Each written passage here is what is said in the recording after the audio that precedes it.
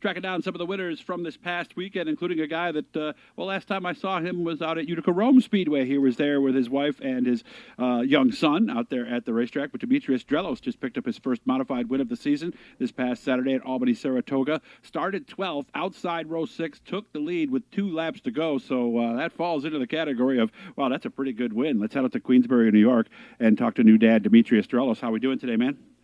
Oh, just good, wonderful, busy, hot. Yeah. Hot, terrible out. Why? What are you doing that makes it hotter? Are you inside or outside? Working. I was inside a lot today, but still was hot out. I can tell you that. Okay. So I've been mixed back and forth, but 86 degrees here, and it was not too pleasurable. Yeah, it's about what it is here too. So, and after this interview, I'm going to make Demetrius feel bad. I'm going to go hit our pool after this. So sorry, but that's why we bought this house. 12th to first in 33 laps. This must have been a good one for you. Yeah, it was good. We had maybe not the best car, and maybe we did have the best car on a longer run. Short run car, probably not. But we worked our way up to get the lead on lap 33. Yeah, there was some drama with some other people having their spews and with other people. Nothing to involve us, but it was actually a pretty wild feature for the fans. I'll tell you that. And I took the lead in lap 33 when the leader blew up. Oh. But we were racing real good with him in second. Like we were side by side at that point. And he just happened to break. But caution came out, and we fended off a good slide job from Britain and crossed him back over and pulled away a little bit. So it was a really cool finish, and I'm glad to be a part of it. Who was the leader that ended up blowing up? Jeremy Pitts. Oh, he blew up, huh? Okay. Yep. So did Peter slide you right first time into one, or was it a little bit later? Yeah, Peter slid me going into turn 3, and we were actually 3 wide for a minute between Peter, Mark Johnson, and me in the middle, and I crossed him over and I got back by Peter, and then I just kind of I did have a better car after a couple laps. The line that I was running, I was able to get away from him by a couple car lengths, but it definitely was a nail biter that last lap. I kind of figured he was going to do something like that because I was running through the middle of the racetrack. So, and Peter's been notoriously fast on the top this year. Okay. So, I figured he's going to throw a slide job, and it just worked out for me. That's all I can say. It really just worked out. That's got to be kind of fun, I would think, when you kind of have a feeling that it's coming, to see it happen, wait, let them go by, and then drive back under. That's got to be one of the more enjoyable things in racing, right? Yeah, it is. People think like, oh, you must have not knew that was coming. You just got to use your imagination sometimes. Like this guy's been fast on the top all season. He's going to be on the top. He's starting third or second. He's starting second, right? Yeah. So you figure he's going to have a good turn 1 and 2 to go through and get some momentum built up. And you figure the slide job's going to come in the perfect slide job spot at Malta, which is going to 3. And it's just funny that it can work out that way sometimes. That it's exactly how you think. And if you can predict it right like that, you can keep the lead just like I did. Do you almost kind of smile a little bit under your helmet like, ha-ha, I was waiting for that? Yeah, it kind of did, actually. It was a little nerve-wracking, but and it worked out perfectly for me. So nice. So it sounds like this was one of the ones we'll remember down the road, right? Yeah, it was a good win. It was we needed it this year, and morale was a little low. We're not running like our best that we've always ran, but we're about 90% right now, I'd say, and that's a good 90. But it's just we're like, instead of finishing top 5 every week, we have a couple of weeks where we're just like, what the hell just happened? We're 15th. And it's not because we raced bad. I maybe jumped a cushion or something like that, but I usually don't make mistakes like that. So sometimes the car just doesn't want to go, right?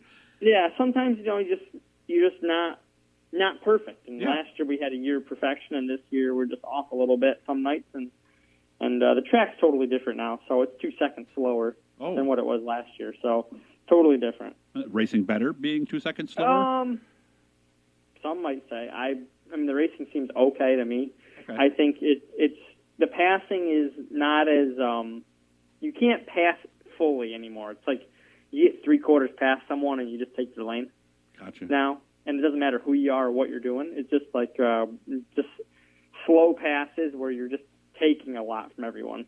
Because you can't, everyone's the same speed right now. The last place car and the first place car are only about half second, So last year, it was the last place car and the first place car was a second, so the spread was a little bit bigger.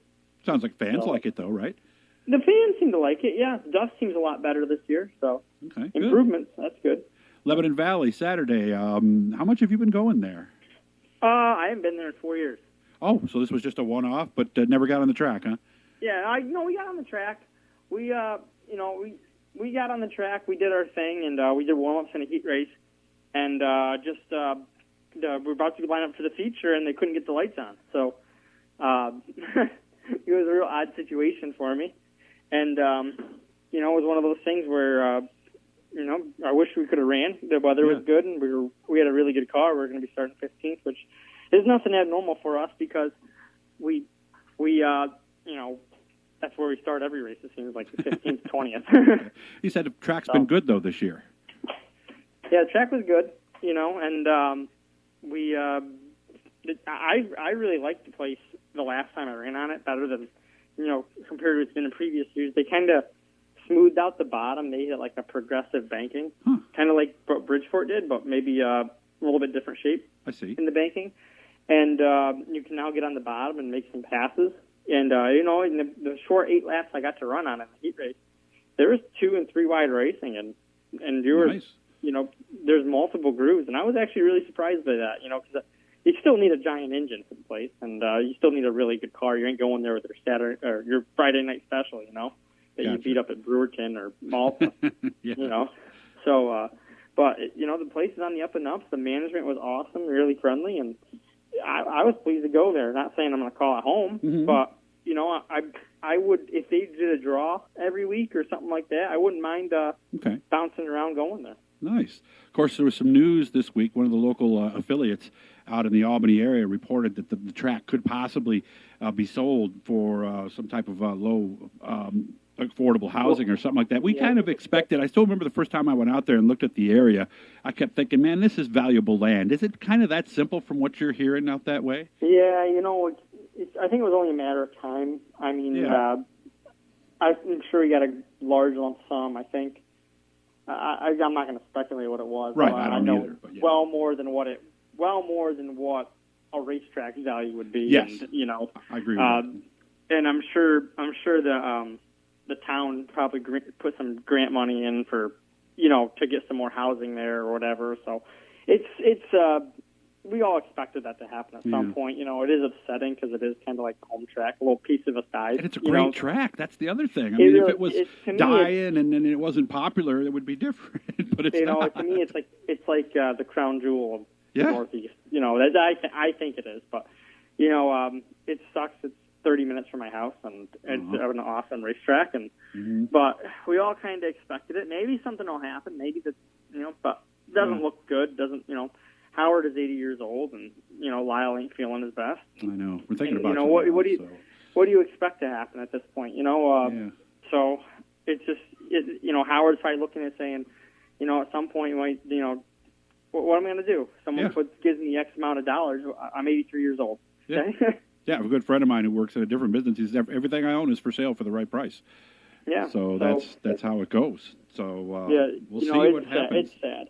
Yeah, hopefully maybe another season. I don't know. But if we hear anything, obviously we'll let you know. We'll try to track this down. But, a big impact because, again, one of the better racetracks in the country, really, when you get right down to I'm surprised they don't get more crown jewel races there. They really don't have any besides the Super Dirt Series. But that is a place that could have crown jewel races. It's on par with all the top-tier tracks in the country, in my opinion. It's like a Lernerville or Port Royal or something like that. It's well above and beyond any of the other tracks we have around here, so it's a shame that it's closing.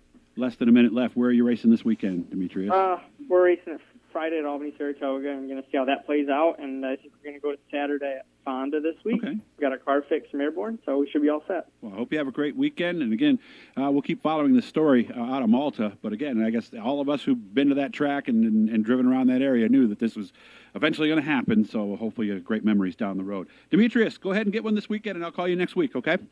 Thank you. Have a great day, Doug. Make sure to subscribe, guys, and leave comments and anything like that, as we're going to get busy this week with a lot of cool stuff coming up, and hopefully looking forward to a very good weekend.